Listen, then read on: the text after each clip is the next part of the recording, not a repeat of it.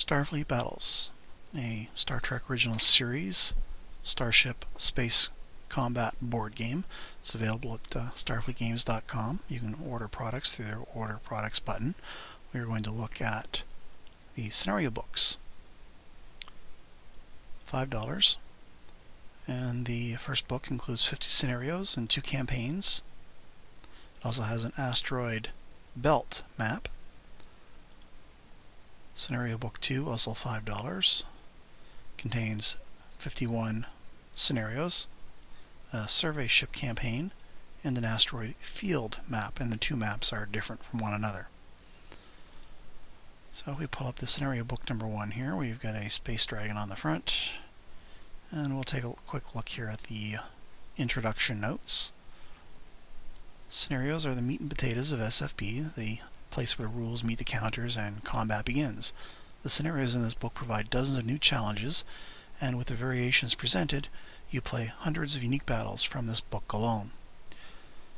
While some may not be to your personal taste, all will provide additional background and understanding of the Starfleet universe, and any of them can spark your own ideas for further scenarios. Most of the history of Starfleet universe has been written, a paragraph at a time, through its scenarios.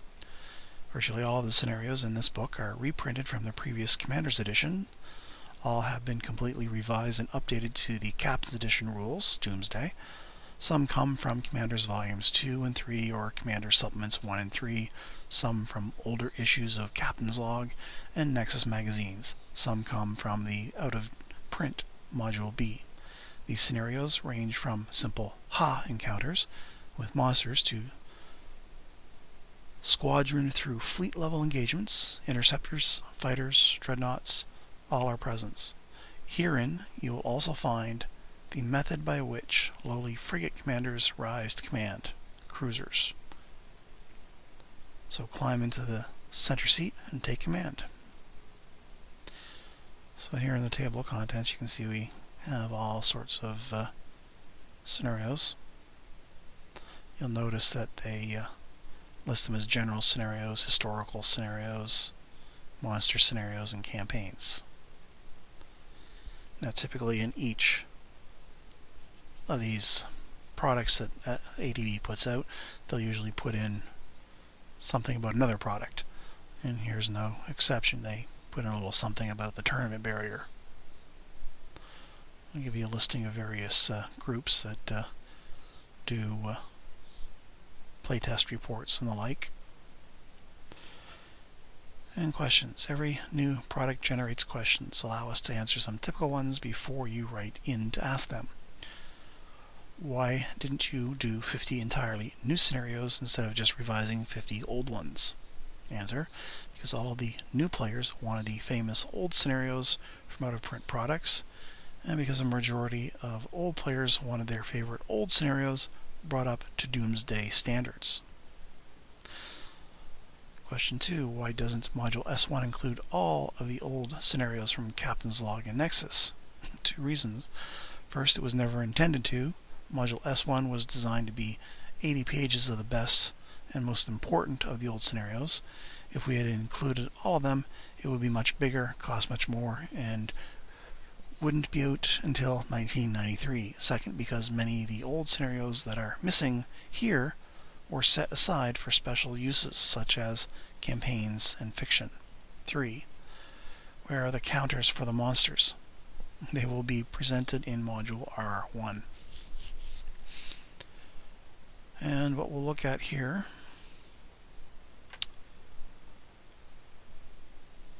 is the Frigates campaign, which is actually on page 80. And the Frigate campaign actually makes use of the other scenarios that are here in the book. For instance, Raid on a Survey Camp. It's part of the Frigate Captain's campaign. And the Frigate Captain's campaign is on page 80, near the back end of the book. It's similar to the Captain's Campaign U2.0, which I believe is in basic set, but uses the smaller frigate-class starships. The campaign is conducted in the same manner. The rules listed here are the changes required to convert U-2.0 to frigates. Make the following changes, and then it lists what you need to do to U-2.0 to turn it into U-8.0.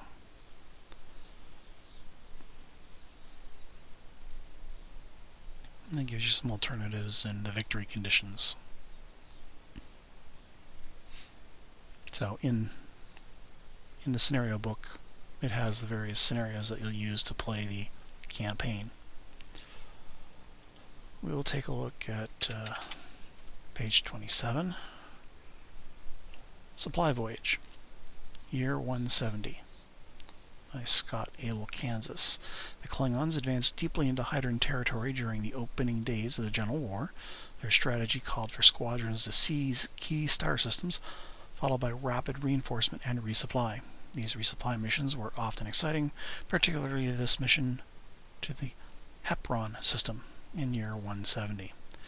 Number of players 2, Klingon and Hydran. Gives you an initial setup and locations. There's a D5H, a D5G, a Tug B, and an E4B. The D5G is a troop transport.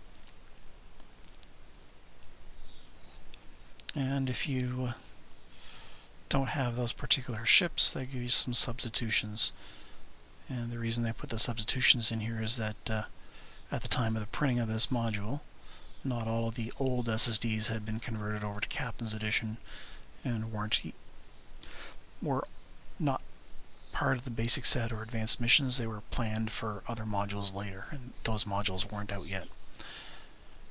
Like the scenario continues until all forces belonging to one side have been destroyed, captured, or have disengaged. Map uses a floating map. Shuttles and PFs. No shuttles or PFs have warp booster packs. No ship in this scenario is qualified to carry an MRS. And if using EW fighters in a variant, etc., etc. Commander's options. Each ship can purchase additional special equipment as commander's options, up to 20% of its combat PV. Note that whatever is spent here counts in the modified victory conditions as victory points for your opponent.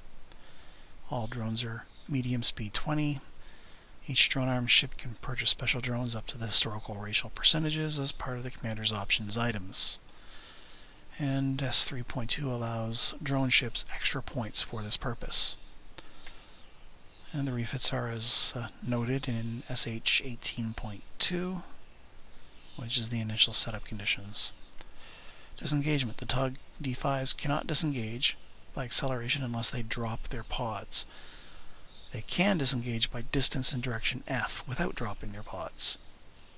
Victory conditions. Use the modified victory conditions. The Hydran gains 50-point bonus for each Klingon pod dropped or destroyed. Variations with certain changes. Replace the Hydrans with Zinti. Allow both sides to substitute different ships, etc. And goes into some suggestions for tactics. Klingon, use all of your assets. Look for an opportunity to get close enough to any Hydran with down shields and board it. You've enough transporters and marines to take the Hydran entire force if the opportunity presents itself. Consider erratic maneuvering to avoid being hit, along with regular ECM, electronic countermeasures.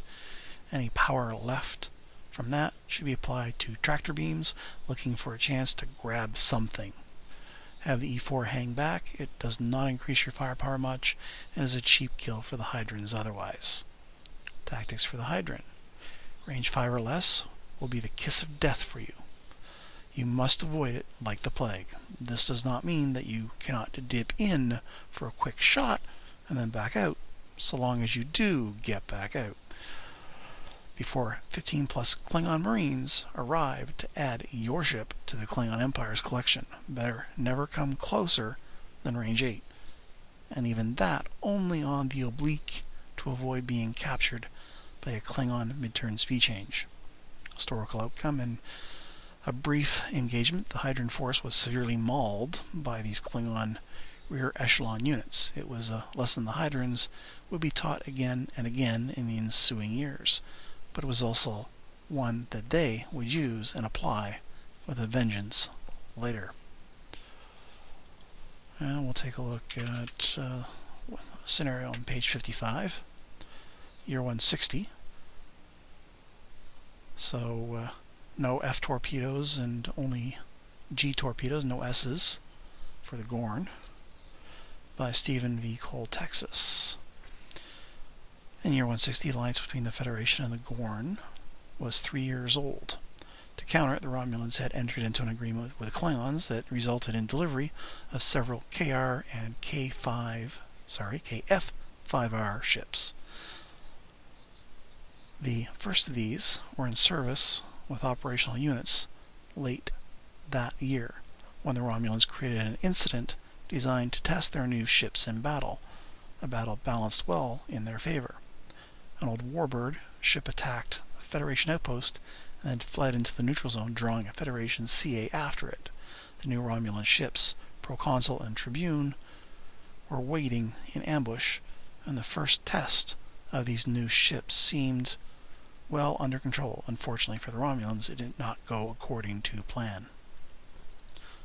I just brought up a couple of SSDs here. I was about to call the KF-5R the K5R, and, well, I looked up both ships, and the reason I was about to do that is they both have the same reference number, R4.5, and the SSDs are the same.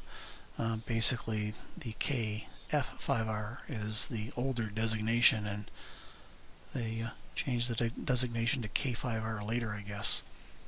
But it was indeed the same ship, and that's why I was mispronouncing the label of the ship. My brain was pulling up the new designation. Anyway, number of players 2, Alliance and Romulan. Alternatively, a third player could control the Gorn ship. Initial setup: Federation CA Potemkin 0101 heading C, a Gorn light cruiser Thunderchild enters on turn 4, X3201 heading D. And the Romulan forces are a warbird, a KR Proconsul, and the K5R. They even did it right here in the scenario itself, K5R and KF5R. Anyway, the F stands for frigate. R stands for Romulan, K for Klingon conversion. Oh well, like the scenario, contingents of all forces have been destroyed, captured, or have disengaged. It's a floating map. No warp booster packs. MRS shuttles may be purchased. No fighters, no PFs. Standard commander's option purchase rules. All drones are slow, that would be the Federation. And they can purchase speed upgrades. Refits: none of the ships in this scenario had been refitted at the time of this action.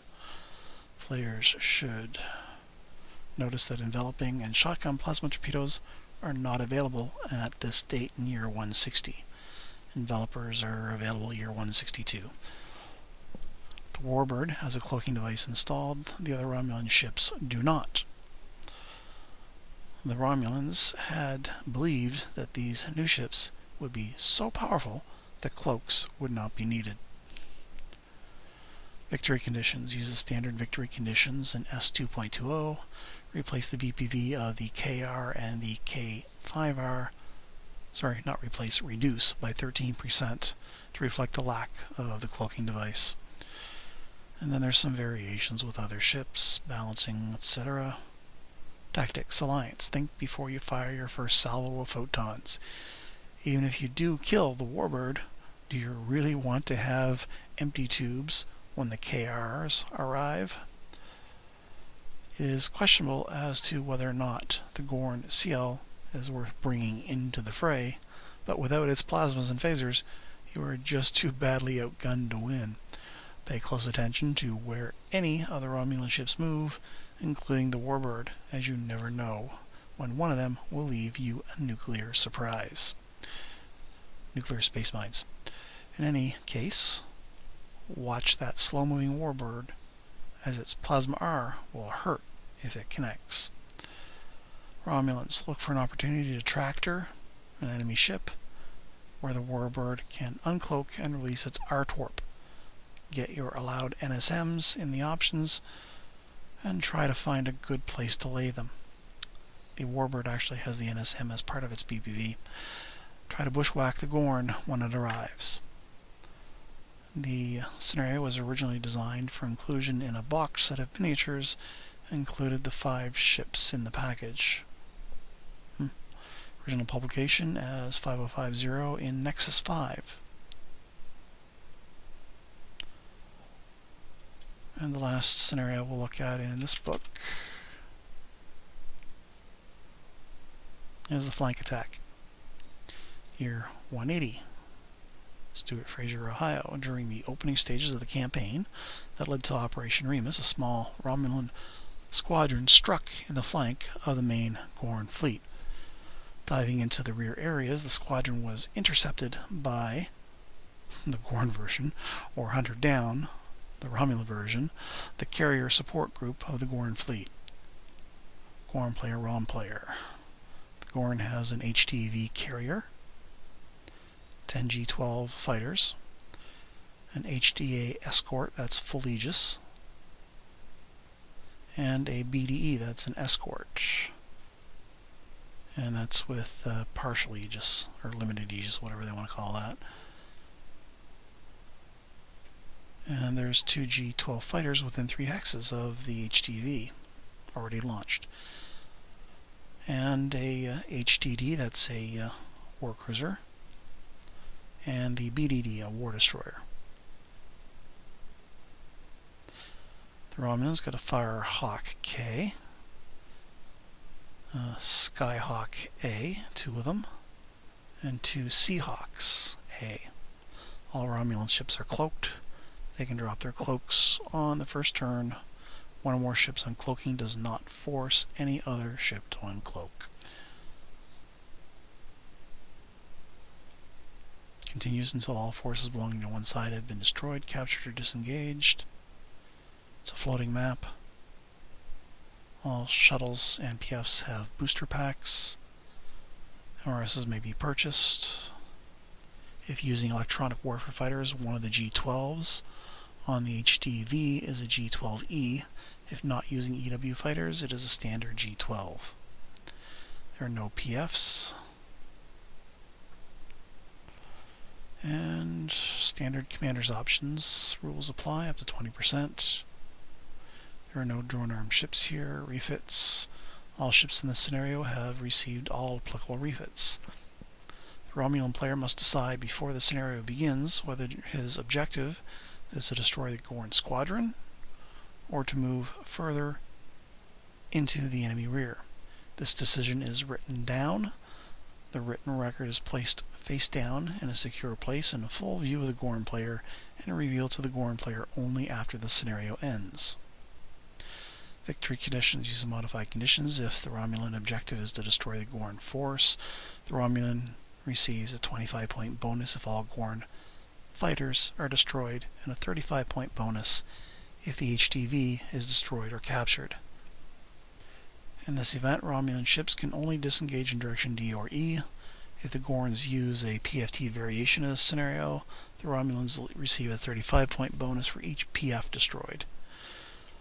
Whether a standard PF or leader or scout variant, and only a 25-point bonus if the PFT is destroyed. If the Romulan objective is to raid the Gorn rear, the Romulans receive a 10-point bonus for each ship, which disengages by separation only in direction A or B. Other ships that disengage must do so by separation or acceleration in direction D or E. The scenario can be played again under different conditions by making one or more of the following changes. Replace the Firehawk K with a KRL, the Skyhawk A's with K5RBs, and the Seahawk A's with K4RBs. Add a small scout to each side. Replace the Gorn HDV with a PFT, etc. Tactics, Gorn. But all you can do is guess which objective he is going for, and then to try to deny it to him. This becomes a case of how well do I know him. Romulan. The real skill comes in doing one thing while making him think you are there to do the other. There are many things that can help you either way, and you should do them. If you are trying to disengage by distance, he will have to follow you, effectively fighting uphill against your plasma torps. You can use a rotating effect where the ships that are arming weapons put more power into speed to pull ahead, and then divert power to complete their weapons and turn to fire. Curiously enough, this will not only run up your score in the escape game, but is also a great way to destroy their force if that's what you're after. Playtester comments. A good scenario for those who don't want to mess around. Just get into the biggest possible battle in the least amount of time. Although the Romulans seem to be on the short end. Their use of cloaks and T-bombs can enable them to claim victory. Designer notes. The scenario originally used a Gorn PFT, however recent data has indicated that the Gorns did not have such units until year 182. So an HTV has been substituted, and the PFT and the ships of its group have been moved into a variant. Historical outcome. The Romulans' ships sideslipped the Gorns, blocking force, destroying a few of the fighters, and raided deeply into the Gorn rear. The raid itself accomplished little of real worth, but combined with the devastating losses suffered by the Gorn fleet at the Battle of Hokan later that same year, and the incursions by the ISC, the Interstellar Concordium, the strategic consequences would be deadly.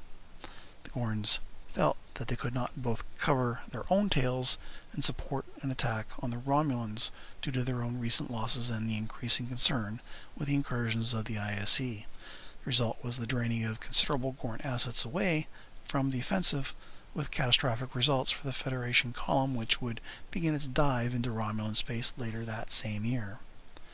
Originally published as SL45, Captain's Log 2.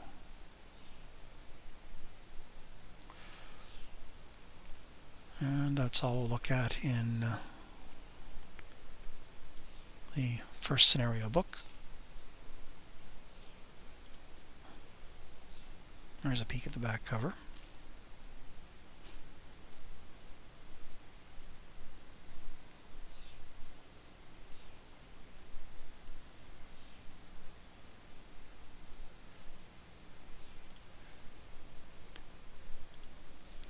And scenario book number 2.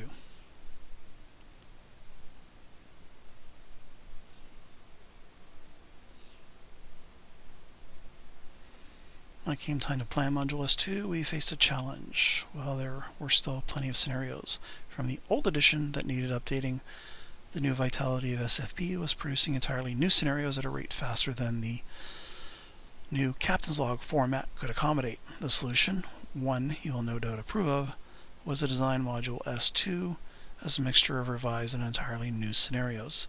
It continues the process of telling the history of SFP universe, a paragraph at a time, through its scenarios, introductions, and outcomes.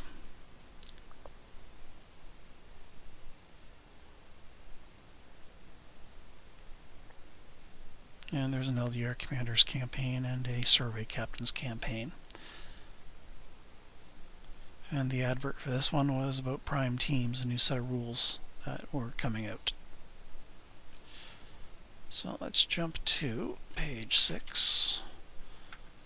Black Hole Mania. 2 ships are involved in a duel to the death, with the very fabric of space is coming unglued around them as black holes appear out of nowhere. Oblivious to the gravity of the situation, the 2 ships continue their duel. By Stephen Wheeler, Texas. 2 players, terrain, black hole in such and such a hex, ship 1 and ship 2. Players must select a year for the scenario, and this will define the available ships. Assume year 172 otherwise. Special rules. The map is fixed, it does not float. Any unit leaving the map is disengaged and cannot return. This is the only method of disengagement allowed in this scenario. No ship can leave the board until the other ship is destroyed. but once this is accomplished, the surviving ship can leave the map in any direction.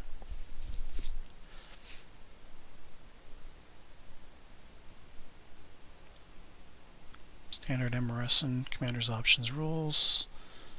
All refits are available. Black holes. Each turn, a new black hole is created.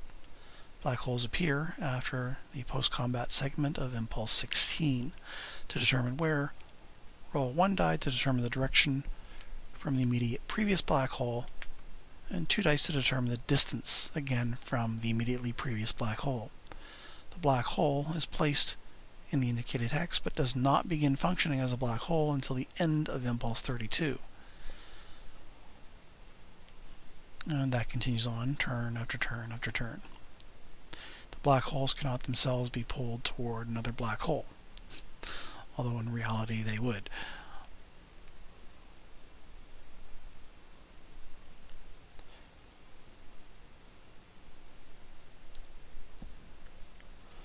And insanity. For reasons not understood, the appearance of so many black holes in a region of space fosters a form of madness in sentient species. The result is that no ship in this scenario will retreat, no matter how badly damaged, unless and until its opponent is destroyed.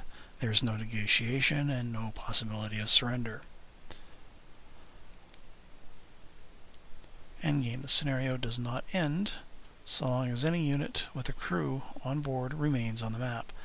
Such remaining units must attempt to leave the board if an enemy has been destroyed, or initiate their own attack by whatever means is possible. If the enemy is not destroyed for this purpose, an enemy counts as destroyed if he is in such a position that he will be pulled into a black hole without any hope of evading destruction. Victory conditions are pretty obvious. Tactics. Go read the black hole rules carefully. Note that ships are moved. Note when ships are moved and at what speed. Note, for example, that ships within 5 hexes of a black hole are moved at a speed of 12. Keep your speed up, about speed 20. Plot an HET every turn. Do not use it unless you are desperate. Tumbling is likely to be fatal. Seeking weapons tactics require revision as black holes speed up or slow them down, or the black holes can pull a target out of the way. Fighters have an annoying habit of disappearing altogether. One good punch may be enough. Damaged ships tend not to last too long. And playtesters' comments: an interesting terrain variation, perhaps some space god's young child is playing with his black hole collection. The scenario is often met with groans of and dismissed as silly or trifling. Those who played it, however, found it to be enjoyable and refreshingly different.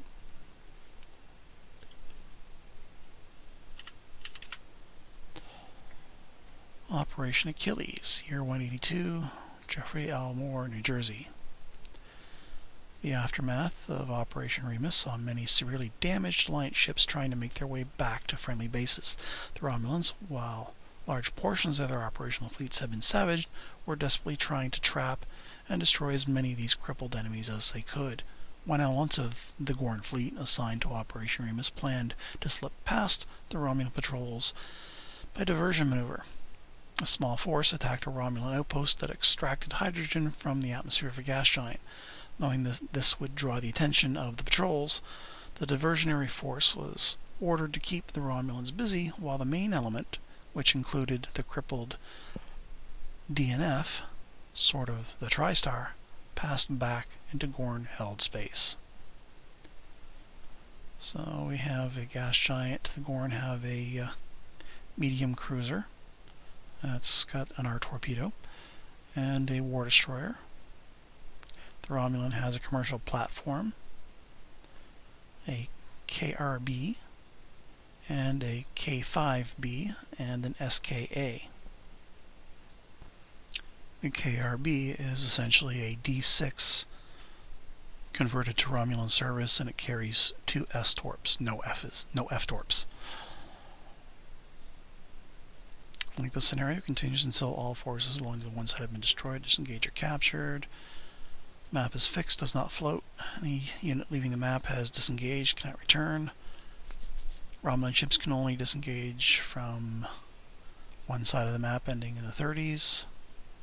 Gorn units can disengage from any map edge except for the 30s. Any ship which disengages in an unauthorized area is destroyed. All shuttles have warp booster packs. Gorn CM has 1 MRS. There are no fighters. Standard commander's options 20%. No drone ships.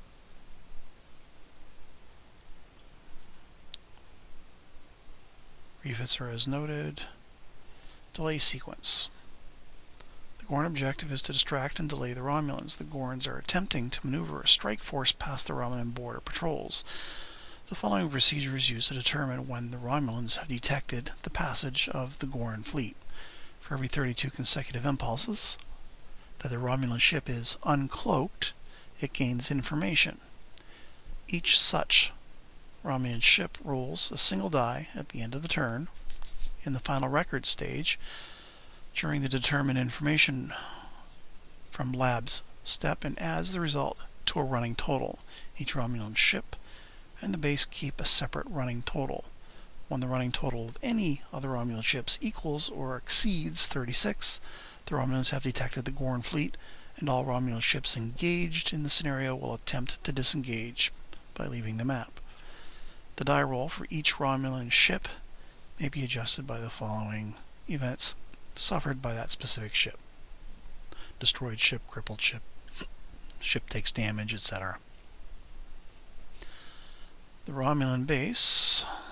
The Romulans have been directed to defend the base. They must move to and remain within 10 hexes and within line of sight of the base until the base is destroyed or until the conditions of SH-150-45 are met. This restriction begins at the end of turn 2.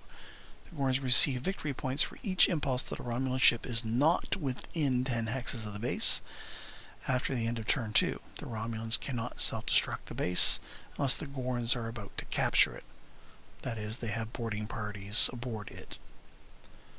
Victory conditions. Use the modified victory conditions in the following exceptions. Gorns receive no points for destroying the base unless it is destroyed by the end of turn 5. In other words, quickly. The Romulans receive 100 points for showing up.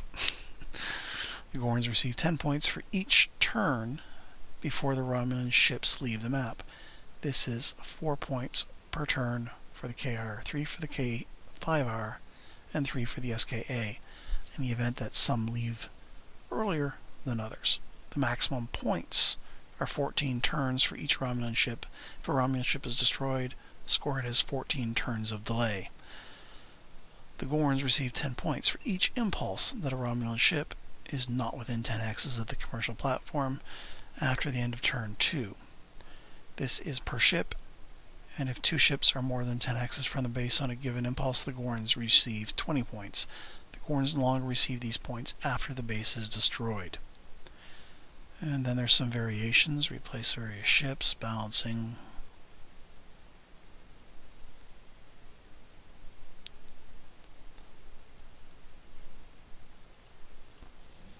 I'm just trying to think what an HDL is for the Gorn. I don't recognize the designation.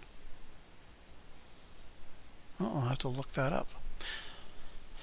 Anyway, tactics. Romulans. You do not have to fight that well to win. You have a larger force with some restrictions that needs only to cause some damage and remain relatively intact to win.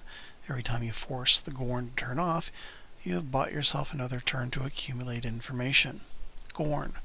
Do not destroy the base. It is a big ball and chain to the superior Romulan force, which will eat you alive if you are free to move. You do not have to score internals on the Romulans to win. Even if you do shield damage, you will cut down on the information they receive every turn. Designer notes. The delay system reflects the concept that, even in mid-battle, all ships are constantly scanning the area for other movement. Additionally, the Romulan patrols would be monitoring data from a series of sensor mines and other detector systems. The technicians operating that equipment would tend to be distracted by damage to their ship or the base they were assigned to defend. Historical outcome: After an indecisive skirmish, the Sword of TriStar was able to slip by.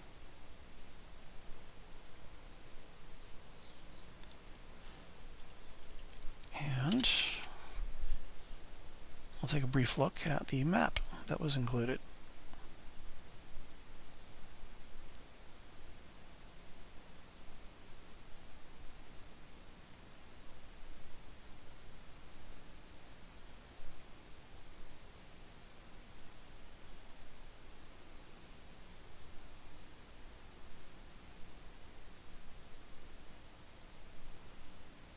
And a peek at the back cover.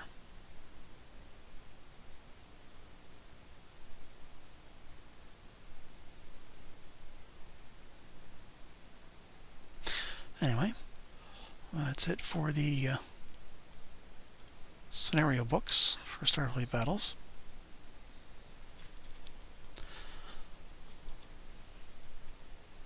They're priced right, so if you're lacking ideas for games to engage in, these are a interesting purchase. Anyway, if you like the video, click like, share it on social media, and above all, have fun playing Starfleet battles. And by the way, leave a comment. Let me know what brought you to the video. Was it on something on social media? Was it something on a website? Something a friend shared with you? Did you read it on Reddit or Twitter or etc.? Anyway, have fun.